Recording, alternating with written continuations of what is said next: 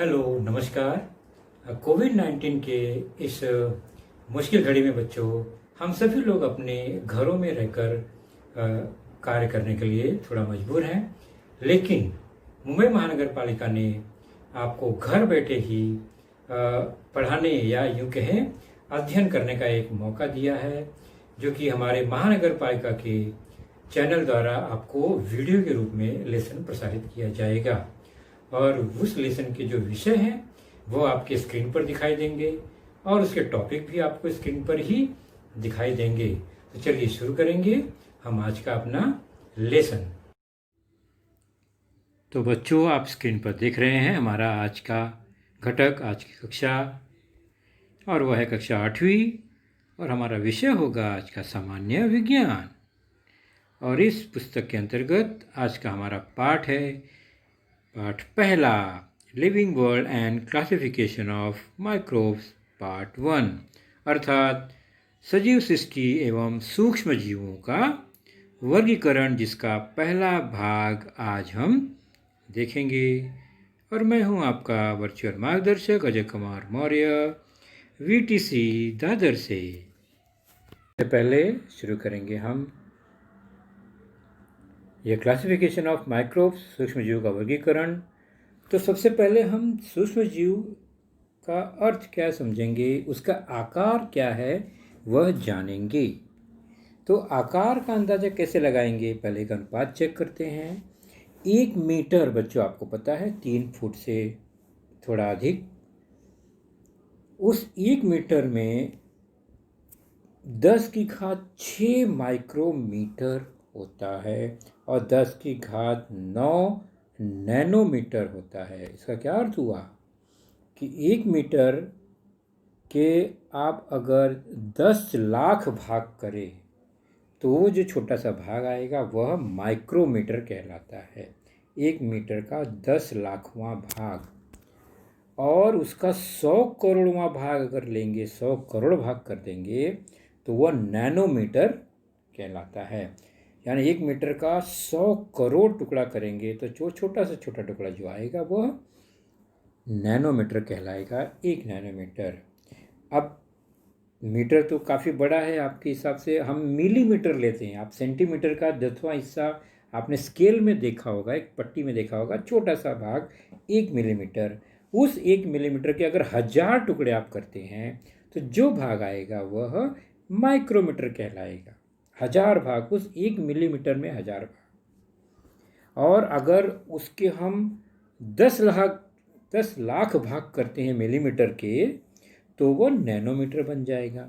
यानी इतना छोटा सा वह भाग या टुकड़ा।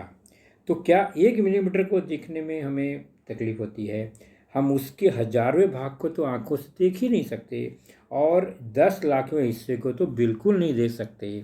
तो इन छोटे टुकड़ों को या इतने छोटे आकार के किसी भी घटक को देखने के लिए हमें माइक्रोस्कोप, सूक्ष्मदर्शी की ज़रूरत पड़ेगी। तो 1 मिलीमीटर में 1000 माइक्रोमीटर होता है और उसी 1 मिलीमीटर में 10 लाख टुकड़ा करेंगे तो उतना नैनोमीटर हो जाता है। नैनो यानी और छोटा।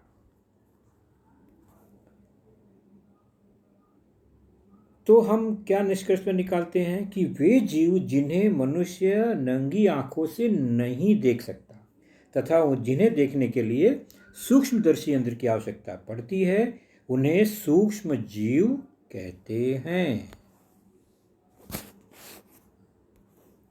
तो आपने देख लिया उनके आकार को।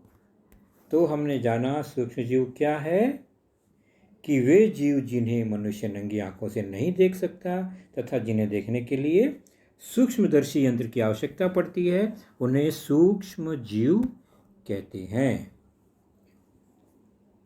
और खासियत क्या है, सूक्ष्म जीव सर्वव्यापी होते हैं। यह मिट्टी, जल, वायु, मतलब जलमंडल, थलमंडल और वायुमंडल में हर जगह, हमारे शरीर के अंदर, हर प्रकार के प्राणियों के अंदर, वनस्पतियों में, हर जगह ये सूक्ष्म जीव पाए जाते हैं। तो पृथ्वी पर पाए जाने वाले सजीवों में सूक्ष्म जीवों की संख्या सबसे अधिक है। तो इस पृथ्वी पर जितने भी सजीव हैं उनमें सबसे ज़्यादा संख्या किसकी है? तो इन सूक्ष्म जीवों की है, जो कि हम आँखों से, नंगी आँखों से नहीं देख सकते। तो ये जो सूक्ष्म जीव है, इनका अगर हमें अध्ययन करना है, वर्गीकरण करना है, तो उनका विभाजन किस तरह से होगा, हम कैसे उनको बांटेंगे, वो अभी देखते हैं कि उनका विभाजन हम किस प्रकार कर सकते हैं अगर हमें उनका अध्ययन करना है तो सूक्ष्म जीव, और हम उन सूक्ष्म जीव पर चर्चा करेंगे जो कि सजीव हैं। तो उनको दो भागों में बांट सकते हैं, एक आदि केंद्रीय, यानी जिनमें आवरण युक्त केंद्रक और कोशिका अंगक नहीं मिलता, और दूसरा है दृश्य केंद्रीय, जिसमें केंद्रक प्राप्त होता है।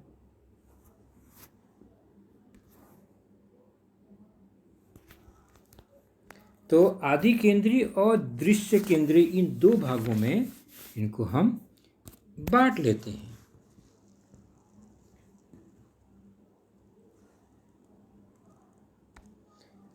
आदि केंद्रीय में जो सूक्ष्म जीव आता है वह है जीवाणु, बैक्टीरिया, और दृश्य केंद्रीय में 3 सूक्ष्म जीव प्राप्त होते हैं।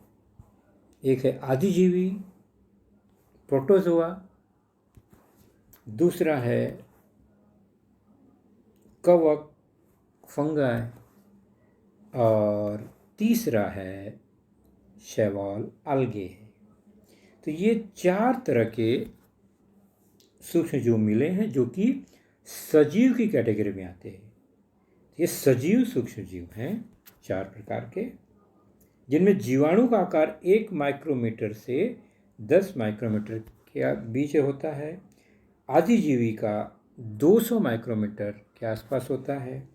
कवक और शैवाल का जो आकार है वो 10 माइक्रोमीटर से 100 माइक्रोमीटर तक होता है। अर्थात ये जो सजीव सूक्ष्म जीव हैं, इनमें सबसे छोटा जो सूक्ष्म जीव है वो है बैक्टीरिया, जीवाणु, और सबसे बड़ा जो है वो आदिजीवी प्रोटोजोआ है।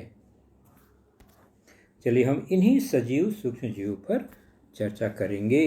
तो जैसा कि हमने जाना 4 प्रकार के सजीव सूक्ष्म जीव हैं, जिनमें पहला है जीवाणु, बैक्टीरिया, जिनका आकार 1 माइक्रोमीटर से 10 माइक्रोमीटर के बीच है। तो सजीव सूक्ष्म जीव में पहला बैक्टीरिया, और यह विविध आकार प्रकार में पाए जाते हैं। कुछ गोलाणु यानी गोलाकार होते हैं, कुछ दंड गोलाणु होते हैं, कुछ दंडाणु होते हैं, लंब दंड, कुछ कौमा के रूप में, कुछ सर्पिलाकार यानी सर्प जैसे दिखाई देते हैं। तो ये जीवाणु अलग अलग आकार प्रकार के प्राप्त होते हैं, मिलते हैं।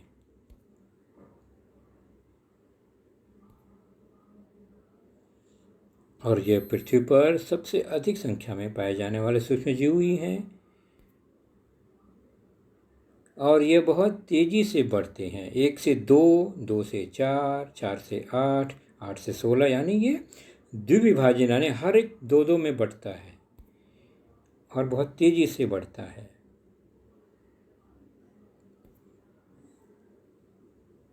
तो सबसे पहले इनका आकार 1 माइक्रोमीटर से 10 माइक्रोमीटर तक, यह एक कोशिका वाला स्वतंत्र जीव है। हर कोशिका सिंगल जीव है,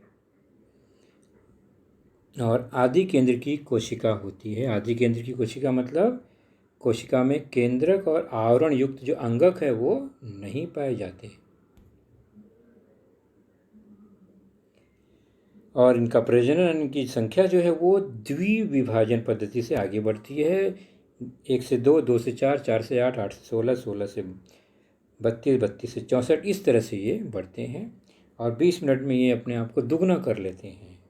अगर 1000 हैं तो 20 मिनट में 2000, फिर 4000, फिर 8000, इस तरह ये बढ़ते जाते हैं। और ये जो जीवाणु हैं सजीवों में कई रोग उत्पन्न करते हैं, यानी हमारे आसपास ऐसे बहुत से जीवाणु हैं जो कई बीमारियों के कारण होते हैं, जैसे प्लेग, निमोनिया, हैजा, टीबी, ये सब बीमारियां किसी न किसी जीवाणु के कारण ही होती हैं, ये हमें ध्यान रखना है। तो बैक्टीरिया नुकसान भी पहुंचाते हैं, रोग उत्पन्न करते हैं, लेकिन सभी बैक्टीरिया बच्चों नुकसानदेह नहीं होते हैं। कुछ बैक्टीरिया जीवाणु जो है वो मनुष्य के लिए लाभप्रद होते हैं, जैसे कि ये लैक्टिक एसिड बैक्टीरिया जो है वह दूध में अगर उत्पन्न हो जाए, वृद्धि कर ले, तो वह दूध को दही में बदल देता है, और हम जानते हैं दही कितना लाभदायक है। फिर दही से बहुत कुछ पदार्थ बनाए जाते हैं, छाछ से लेकर घी तक, से लाभदायक है। उसी प्रकार कुछ पकवान इडली और डोसा जैसे गीले आटे से बनाए जाते हैं, जिन्हें सूक्ष्म जीवों द्वारा किण्वित किया गया होता है। यानी इडली डोसा का आटा जो होता है वह काफ़ी घंटे यानी 6 से 8 घंटे रखने पर उसमें सूक्ष्म जीव बैक्टीरिया उत्पन्न होते हैं, जो कि उसको खटास पैदा करते हैं, और फिर उसका स्वाद बदल जाता है और वह और पौष्टिक हो जाता है। और जो हम खाते हैं इडली डोसा वो इसी तरह का बनता है, तुरंत ताज़े आटे से यह नहीं बनता।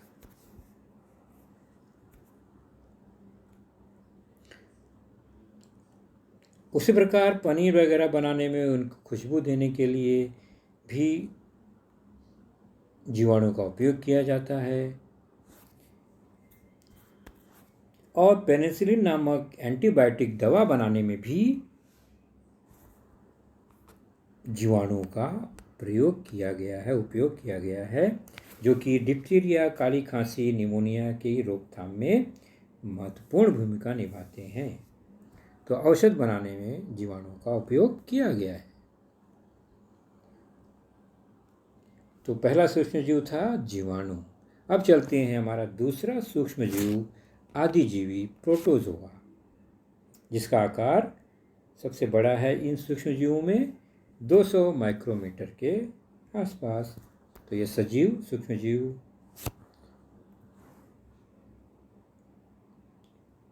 पैरामीशियम, एंटामीबा, ये 2 चित्र आपको दिखाई दे रहे हैं।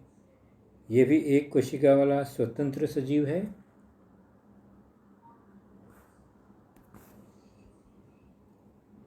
लेकिन ये दृश्य केंद्र की है, उसके पहले जो थे जीवाणु वो आदि केंद्र की थे, तो दृश्य केंद्र की है।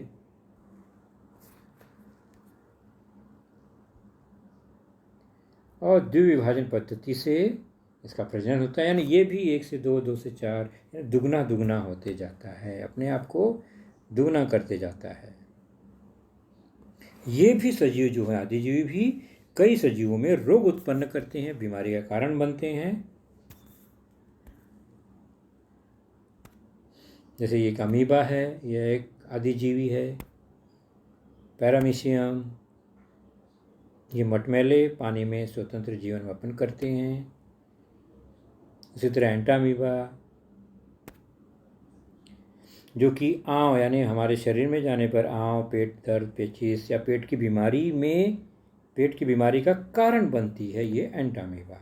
उसी प्रकार यह है प्लाज्मोडियम, अर्थात मलेरिया होने का यह कारण बनता है, यह सूक्ष्म जीव आदिजीवी। तो हमने देखा भी दूसरा सूक्ष्म जीव जिसको हमने आदिजीवी संज्ञा दी, प्रोटोजोआ।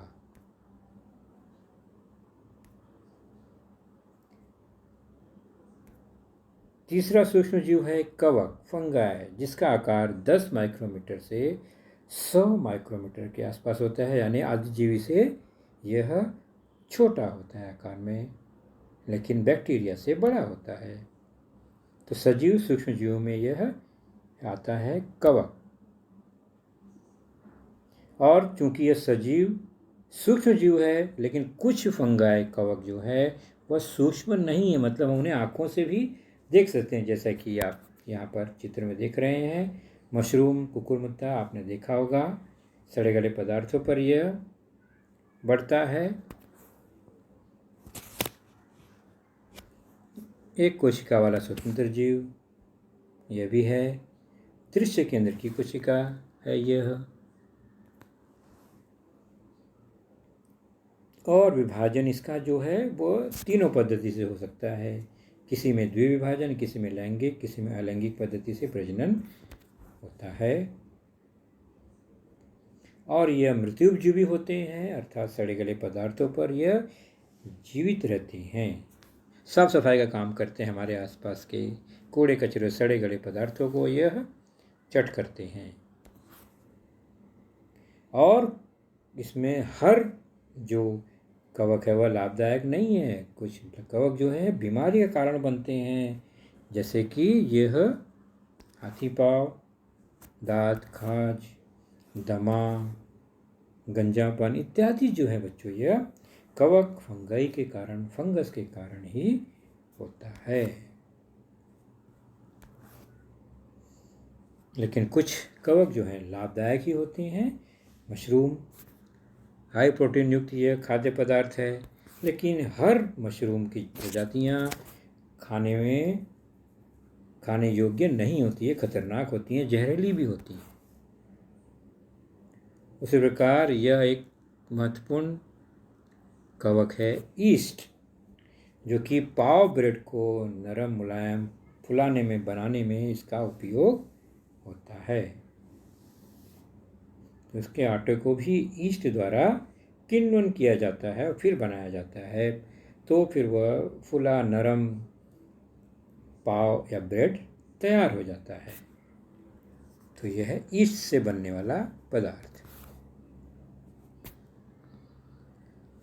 चलिए अब हम चलते हैं अपने चौथे सजीव सूक्ष्मजीव की ओर, जिसका नाम है शैवाल, अलगे। यह भी 10 माइक्रोमीटर से 100 माइक्रोमीटर के बीच इसका आकार होता है और सूक्ष्मजीवों में इसकी गिनती होती है।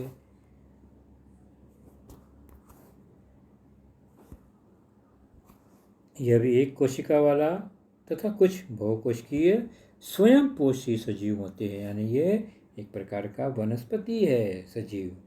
दृश्य केंद्र की कोशिका है और इसे हम निरी आंखों से भी देख सकते हैं। ये कुछ जमा होकर इकट्ठा काई के रूप में हरे हरे हमको दिखाई देते हैं। पानी में बढ़ते हैं, आपने देखा होगा पानी के आसपास बरसातों में कई जगह काई लगी हुई दिखाई देती है। यह कुछ नहीं, शैवाल ही है एक प्रकार का। और कुछ शैवाल वनस्पतियों में नुकसान पहुंचाते हैं, जैसे आम या चाय की पत्तियों का रोग शैवाल के कारण होता है। जलाशय का पानी खराब हो जाता है, जिसमें कि मछलियां मर जाती हैं, यह भी शैवाल के कारण होता है। पानी में काई लगने से पानी में ऑक्सीजन नहीं पहुंचती, तो बहुत सारी मछलियां भी मर जाती हैं। तो ये नुकसानदेह शैवाल थी, लेकिन अधिकतर शैवाल हमारे लिए उपयोगी हैं, जैसे कि ये दोनों, एक यूग्लिना और दूसरा क्लोरेला। क्लोरेला जो है वो शैवाल अंतरिक्ष शैवाल के नाम से भी जाना जाता है। अंतरिक्ष यात्रा के दौरान अंतरिक्ष यान के केबिन में इसे उगाकर प्रोटीन युक्त भोजन, जल और ऑक्सीजन प्राप्त किया जाता है। तो यह इसमें बहुत प्रोटीन होता है, इसके अंदर जल भी होता है और ऑक्सीजन भी बहुत सारा उत्पन्न करता है, तो यह उपयोगी हो जाता है हमारे लिए। उसी प्रकार यूग्लेना भी जो है वह भोजन के रूप में उपयोगी है। बहुत अधिक मात्रा में कार्बोहाइड्रेट और विटामिन इसमें मिलता है। तो ये हमने देखा 4 प्रकार के सजीव सूक्ष्मजीव।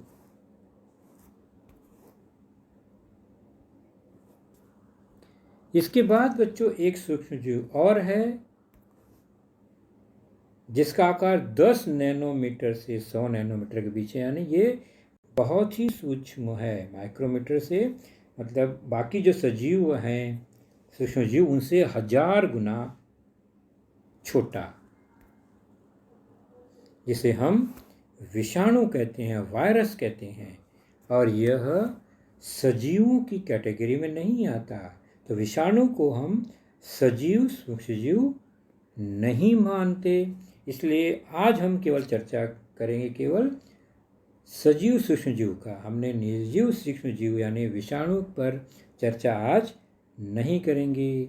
तो बच्चों आज का हमारा लेसन केवल सजीव सूक्ष्म जीव तक ही सीमित रहेगा। तो बच्चों आपने देखा आज का लेसन, उसके प्रमुख मुद्दों को ध्यान से बार बार दोबारा देखकर समझने का प्रयास कीजिए, क्योंकि एक बार देखने पर किसी को भी वो पूरा मुद्दा समझ में नहीं आता। तो जैसे ही हम 2 बार 3 बार देखेंगे तो हमें वह समझ में आने लगेगा। और इसके आगे की जानकारी जो होगी बच्चों, वह निश्चित ही हमारे अगले वीडियो में होगी। तो उस वीडियो को देखने के लिए, उसकी सूचना प्राप्त करने के लिए जो नीचे सब्सक्राइब का बटन होता है उसे ज़रूर प्रेस कीजिए और नोटिफिकेशन ऑन रखिए, ताकि जैसे ही हमारा लेसन चैनल पर डाला जाएगा आपको वह तुरंत प्राप्त होगा। तो अपना ख्याल रखिए, सुरक्षित रहिए। Thank you.